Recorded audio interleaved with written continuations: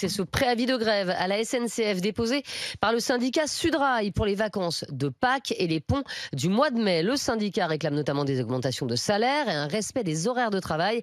Et Rémi, on ne va pas se mentir, on n'est pas franchement très surpris par ce nouveau préavis. Oui, certains parlent même d'une véritable tradition à la SNCF. Depuis 1947, c'est vrai qu'il ne s'est pas passé une seule année depuis 1947 sans un mouvement de grève à la SNCF. Du lendemain de la Seconde Guerre mondiale à nos jours, le total des journées perdues en raison d'un mouvement social atteint 30 millions de jours. Même en se limitant aux 20 dernières années, le calcul est frappant. Depuis le début des années 2000, les grèves et autres débrayages ont fait perdre plus de 5 millions de journées de travail aux agents de la SNCF, ce qui donne une moyenne de 1,7 jours de grève par an et par cheminot, avec des conséquences directes pour les passagers, mais aussi des conséquences sonnantes et trébuchantes pour la compagnie ferroviaire.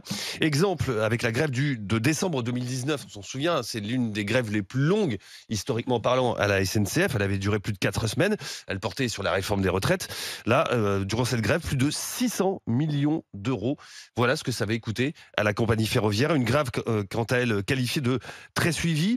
Une grève très suivie, en général, c'est 20 millions d'euros de coûts pour la SNCF par jour, sans compter les revalorisations salariales, parfois considérées pour mettre fin à ces mouvements sociaux. Oui, souvent concédé. Préavis de grève à la SNCF, est-ce que vous en avez ras-le-bol? Je ressens, je le dis sincèrement, mais vraiment, une forme de haine. Ah, carrément, c'est un peu fort quand même. Je n'aime pas ressentir ça, je ne suis pas quelqu'un d'haineux normalement. Moi j'aime l'amour, voilà, j'aime bien la belle vie, quoi, et des échanges sains entre les gens. Mais là, il y a tellement de gens qui, depuis ce matin, commencent à s'inquiéter, ont peur. Nous sommes un pays où il y a beaucoup de familles recomposées, par exemple.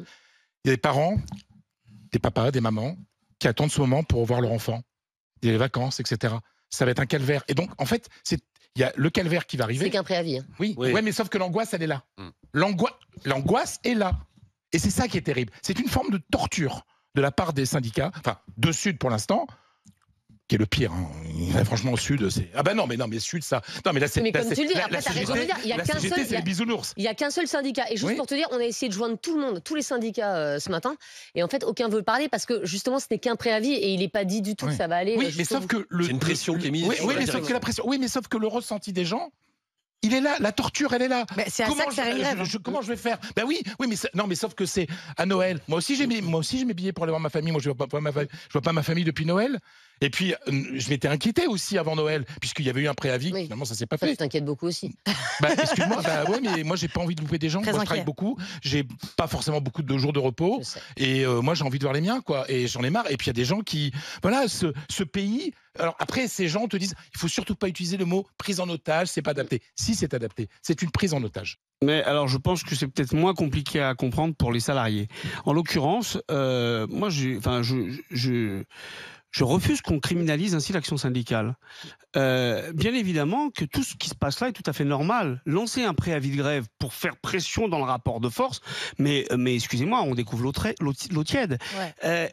Je veux dire, on prend en otage personne. La prise d'otage, c'est quelque chose de dramatique. L'action syndicale, elle est constitutive de notre démocratie. C'est normal. Le syndicalisme, alors moi je ne suis pas chez Solidaire, mais pour le coup c'est pas la question de cette grève en particulier, c'est ce qui se passe là à la SNCF, se passe également dans d'autres champs professionnels qui se prennent dans ce cas-là la même tempête de purin que les cheminots. Alors un jour, mais c'est les éboueurs à Marseille, ah oui mais oui vous comprenez, vous ne foutez rien. Les territoriaux, mais les territoriaux quand ils sont pas en grève, ils sont en vacances. Les profs aussi ont eu le droit à ce genre de mélodie. C'est insupportable en fait. Donc derrière, qu'est-ce qu'ils font qu'est-ce qui se passe là? On est dans un contexte social extrêmement particulier.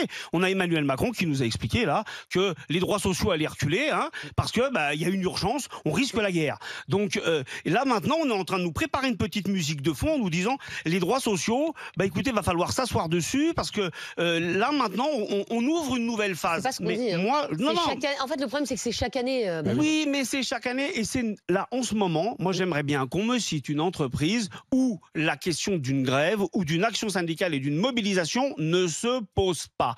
Donc moi, il y en a certains qui en ont assez de la grève régulière à la SNCF. La majorité, moi, j'en ai marre d'avoir, je le dis, régulièrement une manière ainsi ainsi finalement de dénigrer l'action syndicale qui est un droit fondamental. Mais oui, mais nous on paye nos billets de Mais plus en oui, plus mais cher, moi- Benjamin. C'est Et- nos mais billets moi, qui ont été mais interrogés. attends, arrêtez est-ce que de tu crois que donner j'ai un de l'argent à la hélicoptère SNCF? privé, moi? Non, je Je me me doute bien. balade moi-même avec mon hélico dans toute la France. Moi aussi, je prends le train, d'accord? Et j'ai déjà eu des trains annulés. Ok. Mais Mais en quand ce c'est moment. tous les ans. Et dans ces cas-là, je comprends que les gens, ça les gonfle. Je comprends que ça les gonfle, bien évidemment. Mais derrière, ceux qui font ça, ils s'amusent pas. Si le préavis, la direction ne l'entend pas et que le préavis devient une grève, les grévistes, ils perdent de la thune. Ils perdent de l'argent. Quand ils sont en grève, ils perdent de la thune. Bah, encore heureux qu'on leur Ben rembourse voilà. pas, Donc faut c'est pas une exagérer partie non de plus. plaisir et donc on n'est pas obligé systématiquement de présenter le fait de jouer ce droit constitutionnel comme quelque chose d'intolérable ou de criminel.